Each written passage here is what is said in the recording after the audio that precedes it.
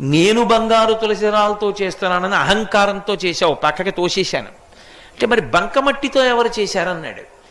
పరమభక్తుడు ఒకడు ఉన్నాడు నాకు, వాడు చేశాడు, అది పుచ్చుకున్నానన్నాడు. ఎవరు వాడు, ఎక్కడున్నాడని అడిగారు. నీ రాజ్యంలోనే ఉన్నాడు భీముడు అని చెప్పి కుమ్మరివాడు, వెళ్ళి చూడన్నారు. వెళ్ళాడు తొండమాన్ చక్రవర్తి.